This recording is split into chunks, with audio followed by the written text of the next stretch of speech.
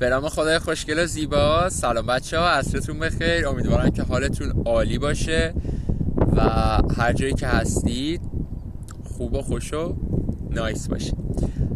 امیدوارم که 2 ویدیو قبلی رو دیده باشید. جلسه اول و دوم، 2 ویدیو آموزشی اول که توی اولیش تقریبا از مقدمه ها گفتیم و حالا یه سری نکات آموزشی هم گفتیم و توی ویدیو دوم که میشه گفت اولین ویدیو آموزشی رسمی در مورد جهانی که توش داریم زندگی میکنیم و قانون جذب صحبت کردیم. توی این ویدیو قراره که در مورد ضمیر ناخودآگاه و ضمیر خودآگاه صحبت کنیم، در مورد این پروگرام‌ها و این برنامه‌هایی که خب از بچگی بهمون دادن و توی مغز هممون هست و تبدیل شده به باورهامون از بچگی. میخوایم در موردشون صحبت کنیم، اینکه ناخودآگاه ما چه شکلی پر شده، از چه اطلاعاتی پر شده، کی پرش کرده و اینجور داستانا.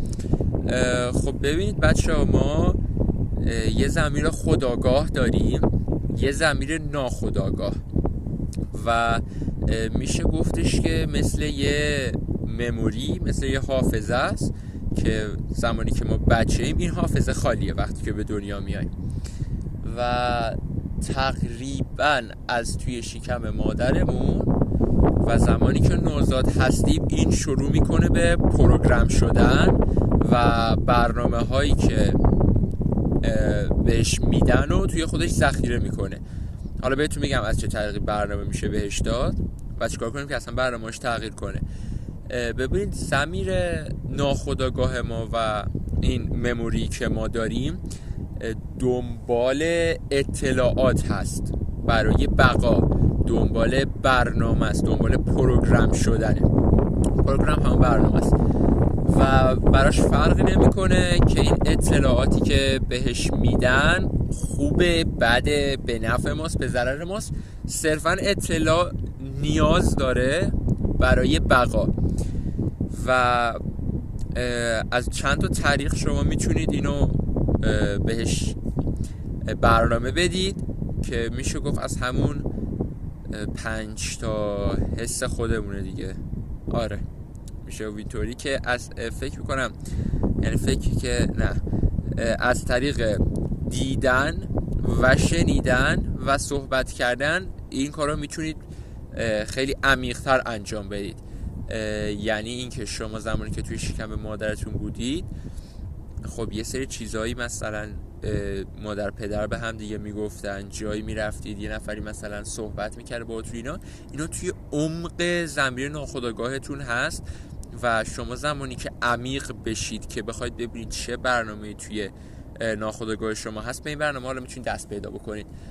و از زمانی که بچه بودید به دنیا اومدید، به خاطر اینکه نیاز داشتید به اطلاعات برای بقا، هر چی که به خورد مغزتون دادن و این ذخیره کرده و ضبط کرده. حالا خوب و بدش رو کاری نداره.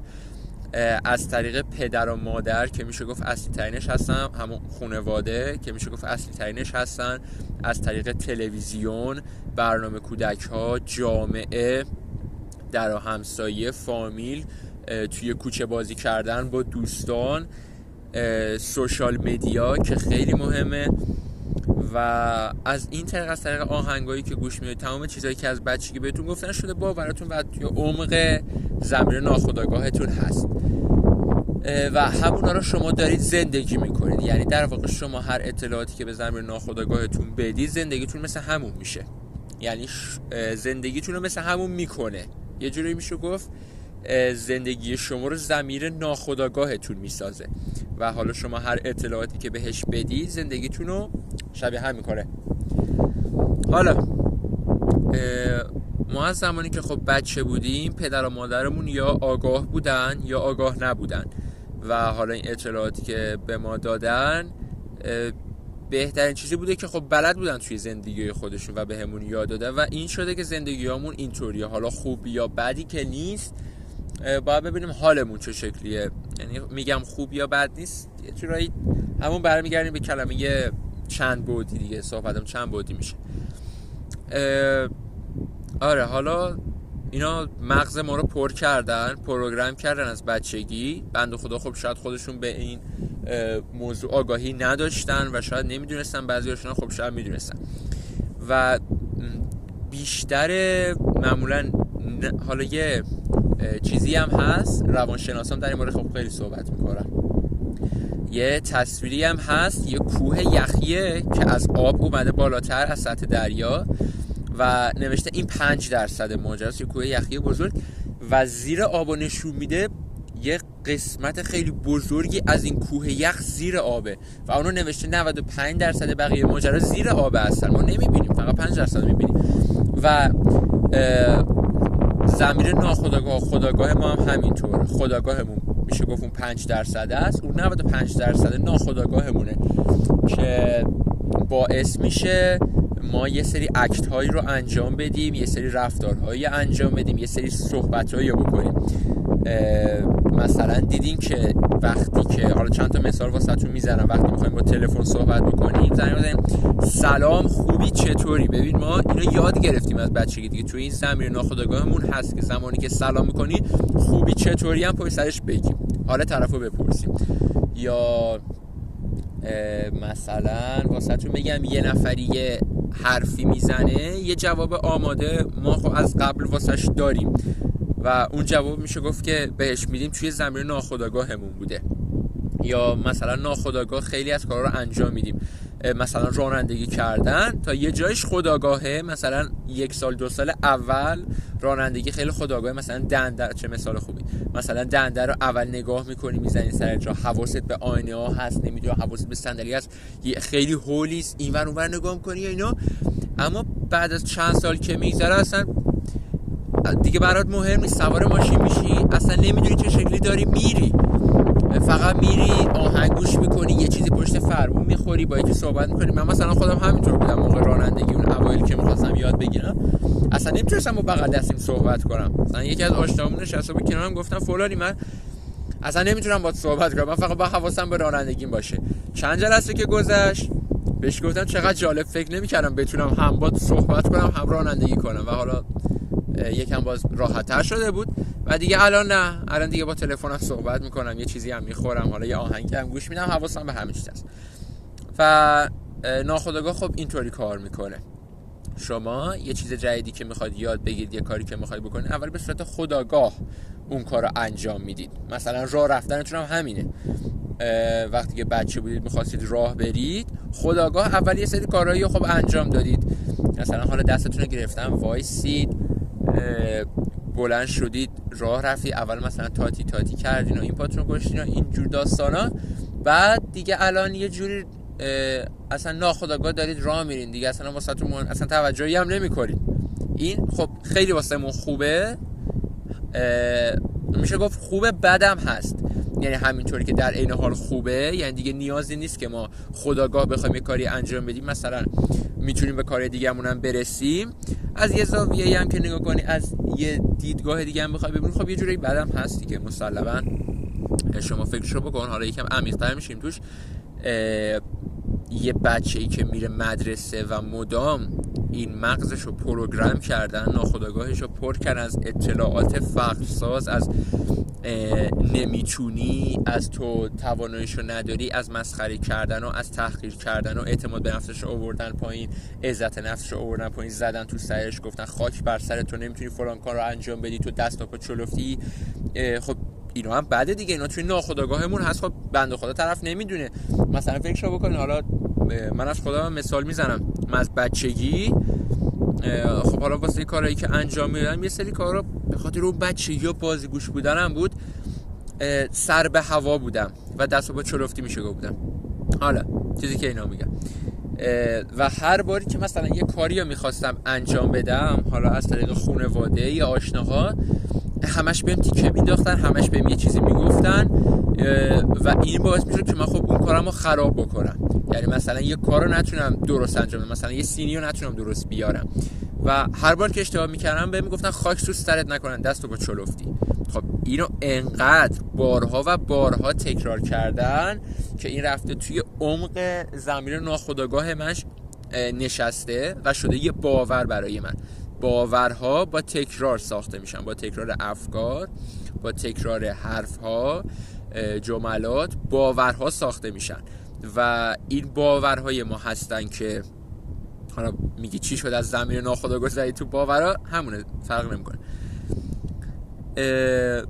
اطلاعاتی که توی ضمیر ناخودآگاه ما هست تبدیل شده به باورامون دیگه و چیزایی که خیلی تکرار شده، شاید میلیون ها بار یه حرفی تکرار شده، هزاران بار یه حرفی تکرار شده و این شده باور ما توی عمق ضمیر ناخودآگاهمون هست و خوشبختانه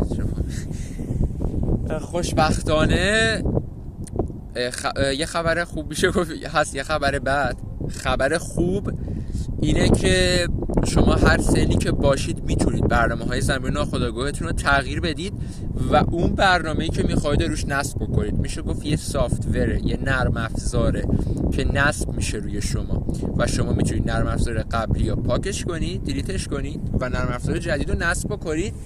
و خبر بد اینه که بیشتر مردم اینا نمیدونن و من همین چند وقت پیش داشتم با یکی از آشناهامون صحبت میکردم، در اومد گفتش که ببین واسه تو راحته که تغییر کنی، برای تو راحته که یه کاری رو میخوای ارادی انجام بدی و این برای سن من، حالا طرف سنش 2 برابر من بود گفت این برای تو راحته و برای ما اصلا آسون نیست. خب منی که اینجا میرسم برایش میگم خب چرا واسه تو آسون نیست؟ گفت نه ما دیگه نمیشه، ما دیگه ایراد توی مغزمون هست و دیگه نمیشه تغییرش داد.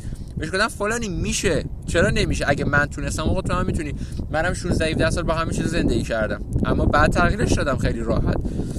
حالا سوالم واسهتون مطرح میشه که آیا به همون اندازه‌ای که پروگرام شدیم باید روش کار کنیم؟ مسئله جواب اینه که نه و این خبر خیلی خوبیه که مثلا اگه من 20 سال پروگرام شدم بازم 20 سال بعد زمان بذارم تا اینو برعکسش کنم، ریورسش کنم، نه نیازی نیست. بستگی حالا به شخص، حالا بهتون میگم. و خب اون قبول نمی‌کرد که میتونه تغییر کنه و برنامه‌های مغزش رو تغییر بده. هر شب همش گفتم با من بلدم راهشو بهت میتونم یاد بدم، میتونم راهنمایی کنم، اما در صورتی که خودت بخوای. اگه خودت بخوای من میتونم این کارو واسط انجام بدم، خودت نخوای که کسی که خودشو زده به خوابه که نمیشه از خواب بیدارش کرد.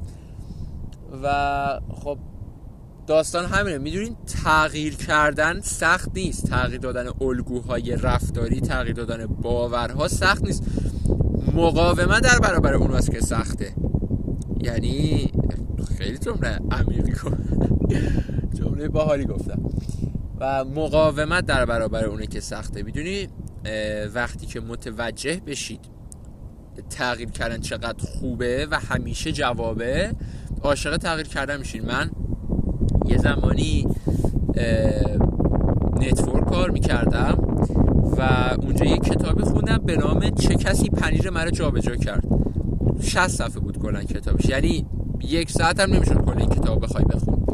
این کتابو که من خوندم انقدر خوندمش اینو کردم پروگرام مغزم و رفت توی عمق ضمیر ناخودآگاه هم که تغییر همیشه خوبه و من تقریبا میشه گفت هر هفته، هر ماه، هر چند وقت یه بار یه تغییر بزرگ تو زندگیم دارم رقم میزنم. یعنی یه تغییری دارم توی زندگی میدم، تغییر توی روتینم میدم، توی رفتارم میدم، توی الگوهای فکری میدم، توی الگوهای رفتاری میدم، توی صحبت کردنم، توی همش تغییر میکنم و خب این خیلی خوبه. حالا شما هم اگه میبینید که حالا یک کتاب بهتون معرفی کردم میتونید بخونید، اگه میبینید که مقاومت میکنه ذهنتون در برابر تغییر، ببینید خودتون نیستید، ذهنتونه. شما از ذهن جدایید، شما ذهن دارید و ذهن نیستید. اینجا تایم ویدیو شد 14 و حالا در مورد ذهن هم توضیح میدیم که به چه صورتی هست. و شما ذهن دارید، ذهنتون مقاومت میکنه در برابر تغییر. چرا؟ چون که دوست نداره انرژی، دوست نداره از این دایره امنش بره بیرون، میدونید، بره جلوتر. دوست نداره به قول گفتنی پاشو از گلیمش درازتر کنه و میگه من تا همین جایی که هستم همینجا خوبه، نمیخوام برم بالاتر، جلوتر نه، من میترسم، من نمیتونم، من نیستم، من نه. شما آره، من نه، من نیستم. و خب این ذهنه که مقاومت میکنه. و حالا شما مثلا این دایره رو یه ذره میری بالاتر، یه مدت که اینجا کار میکنه دایره تو میشه این، میگه خب اوکی من تا همینجا اومدم تونستم، اوکی دیگه بقیه‌اش نه دیگه. دوباره شما همه آره من نه، بعد دوباره یه ذره میری بالاتر پا فراتر میذاری، دوباره همینطوری این ذهنه اینطوری میشه که راحت میتونید تغییرش بدید و پاتون رو از گریمتون درازتر کنید. همین که در اومدن به ما از بچه‌ای گفتن. حالا این ویدیو امکان داره چند تا بشه چون حجم اطلاعات در این باره خیلی بالاست و امکان داره من همشو یادم نیاد. خورشید هم داره غروب میکنه. حالا امکان داره نگاه کنم اونور به خورشید ناراحت نشینم. ناراحتی هم از ذهنتون میاد، ناراحت بشید ذهنتون خودتون نیست. آره دیگه مقاومت میکنه در برابر تغییر کردن و شما نمیتونید. یه جمله‌ای من خوندم که خب خیلی توی زندگیم تاثیر گذاشت، اونم این بود که شما نمیتونید همون کارهای قبلی رو انجام بدید و انتظار نتایج جدید داشته باشید. این خیلی خب حرف سنگینیه. فکر میکنم آنتونی رابینز بوده که اینو گفته، چون من صحبتش رو گوش میکنم فکر میکنم و نمیدونم، حالا اسم اون اومد تو ذهنم. آره فکر کنم خودش گفته هر کی من اینجا رد میشه ما نگاه میکنه انگار تو رو آدم ندیدن. بعد آره شما نمیتونی همون کارهای قبلی رو انجام بدی و انتظار نتایج جدید داشته باشی. شما نمیتونی همون افکار گذشته رو داشته باشی و انتظار احساسات جدید داشته باشی. یعنی شما مثلا اگه که میبینی حالت خوب نمیشه به خاطر اینه که افکار قدیمی رو داری، همون کارهای قدیمی رو داری انجام میدی و هیچ کار جدیدی نمی‌کنی. خب انرژی جدیدی وارد زندگیت نمیشه، هنوز همون انرژی گذشته رو تو داری و تا زمانی که این انرژی رو جدید نکنی زندگی تغییر نمی‌کنه. ببین از ناخودآگاه زدیم تو انرژی.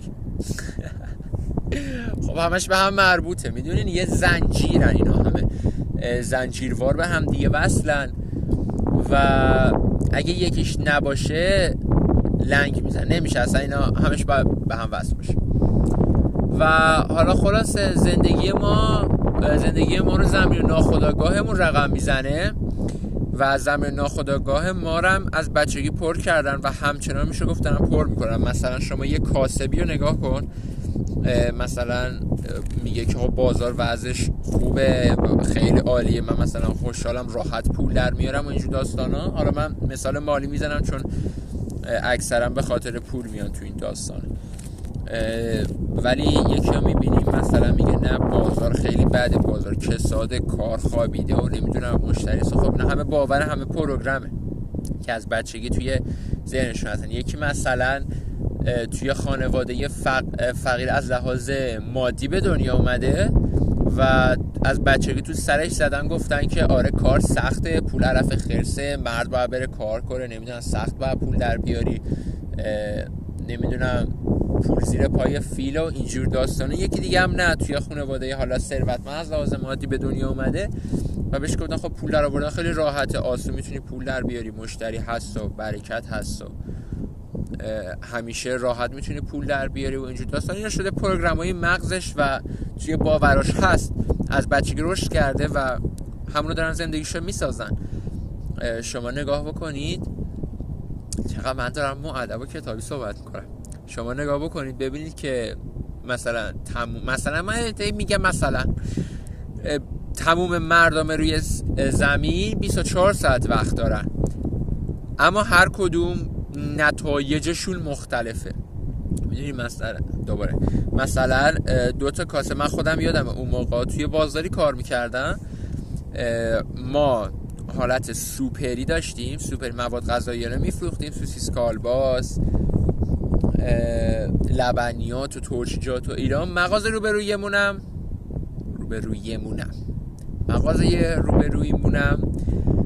همینا رو میفروخت، یعنی روبروی ما خب بازار اینطوری مغازه روبرو اونم همینا رو میفروخت. بعد من نگاه میکردم میدیدم که آقا فروش اونا با فروش ما خیلی متفاوت تر. حالا ما یکم مغازمون کوچیک‌تر بود ولی نه دیگه در این حد که بخوام فروش ما اینقدر اختلاف فاحشی داشته باشه. من نگاه میکردم میدیدم که خب اونا صبح تا ظهر چقدر کار کرده بودن و من خب شاگرد بودم اونجا، میدیدم مثلا صاحب مغازه من میگفت خب چقدر فروختم، میگفتم یه پاکت شیر فقط فروختم، اما اونا کلی پول در آورده بودن. خب چی باعث میشه که این اتفاقا بیفته؟ تمام اون پروگرامایی که توی مغز ماست، تمام اون باورهامون باعث میشه که زندگیمون اینطوری هم رقم بخوره. یعنی صاحب کار من اگه که باورش به این بود که پول راحت در میاد و مشتری هست، من در هر حالت میفروشم و اینجور داستانا، فروشش انجام میشد. اما خب اینطوری نبود. ولی مغازه روبرویی نه، باورشون باور ثروت بود و خیلی هم میفروختن، به اندازه باورشون میفروختن دیگه. باورشون که مشتری همیشه هست، مشتری خوب سمت ما میاد و ما میفروشیم، هر روز میفروشیم، فرق نداره چه روزی باشه، فرق نداره پول هست پول نیست، مشتری هست مشتری نیست، ما میفروشیم در هر صورت. و همین اتفاق واسهشون میافتاد. چون باورشون این بود، پروگرامشون این بود، از بچگی این تو مغزشون رفته بود. و حالا صاحب کار من اینطوری نبود و مغازه‌شو جمع کرد به خاطر باورهای فرق سازی که داشت. و خب حالا این اتفاق واسش افتاد. حالا همینه، شما نگاه بکنید خیلی از مغازه‌دارها هستن که مثلا 2 مغازه کنار هم، 2 نونبایی من دیگه زبونم میگیره، 2 نونوایی ان کنار هم، 2 سوپری ان کنار هم، 2 فست فودی ان کنار هم، 2 نمیدونم 2 مغازه شکل هم کنار هم، اما فروش این یکی با فروش اون یکی زمین تا آسمون فرق داره. به خاطر باوراشونه و به خاطر اون برنامه‌های ضمیر ناخودآگاهشونه و ضمیر ناخودآگاهشون زندگیشون داره میسازه به همین راحتی. یعنی اصل داستان همینه، ضمیر ناخودآگاه شما زندگیتون رو میسازه. حالا ببینید زمین اگه حالتون خوبه، زندگیتون اوکی، همه چیتون روی روال و قلتک، زمین ناخودآگاهتون خب برنامه‌های خیلی خوب و جوری نصب شده که حالتون رو خوب میکنه. و اگه میبینید که حالتون خوب نیست و دپرسین و زندگیتون خوب نیست و مثلا درآمد خوبی ندارین، به خاطر باورهای فرق سازی که خب از بچگی توی کلتون کردن با تکرار. و با تکرار این اتفاق افتاده برای ما. یعنی 1000 بار به ما گفتن میتونی، 1000 بار به ما گفتن 1000 بار به ما گفتن میتونی، 1000 بار به همون گفتن میشه، 1000 بار به همون گفتن تو از پسش برمیای. و این میشه که تایم ویدیو شو 22 این میشه که ما میتونیم اون کار رو انجام بدیم. و خب برعکسش هم هست، برعکسش هم به همون گفتن و میشه گفت برای بیشتر معنا خب همینطوره و 1000 بار اینا بهشون گفتن. حالا ما باید چیکار کنیم؟ ما مثلا 20 سال پروگرام شده مغزمون، آیا 20 سال باید زمان بذاریم؟ نه، من یکم قربا نگاه بکنم همونطوری که با شما صحبت میکنم. قصد امیدوارم که جسارت نباشه و قصد بی احترامی نباشه. در مورد خورشیدم بهتون توضیح میدم، یه تکنیکیه که موقع غروب و طلوع من بهتون توضیح میدم کامل انشاءالله در ویدیوهای آینده و بهتون میگم. و آره بهتون میگم چه داشتم میگفتم. شما 20 سال پروگرام شدید و این جملات و این صحبت ها واسهتون تکرار شده. حالا شما میتونید، بستگی دارید چقدر روی خودتون دارید کار میکنید. شما عزیزم اینا یه نفری به میاده چقدر این تو مغز من بود، خدا برش خوب بخواد.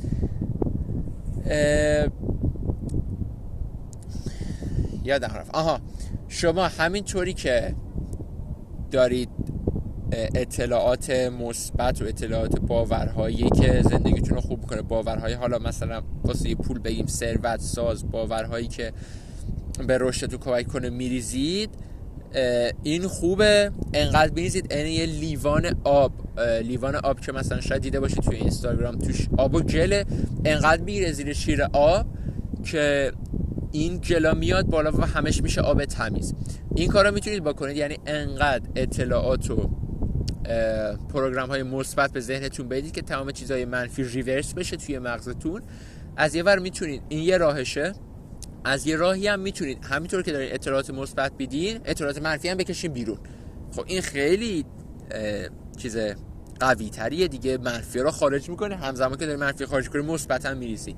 این خیلی بهتر از اینه که انقدر مثبت بریزید تا اونا خالی بشه، تمیز بشه. حالا چه شکلی این کارو میکنی؟ با مدیتیشن. یعنی شما عمق ناخودآگاه تو، اونایی که اون تو و عمیق اون باورهایی که تو عمق ناخودآگاهته و شاید تو اصلا بهش دسترسی نداری و نمیتونی به یادت بیاری. اینا رو توی مدیتیشن میبینی اینا رو تو میتونی با مدیتیشن از بینشون ببری و بیاریشون بیرون، ببینیشون و باورهای مثبت جایگزینشون کنی. مدیتیشن خیلی اینجا بهمون کمک میکنه و میریم توی عمق ناخودآگاهمون. حالا آموزش مدیتیشن هم بهتون میدم از جلسات آینده که آروم آروم شروع کنین. تکنیک‌های خیلی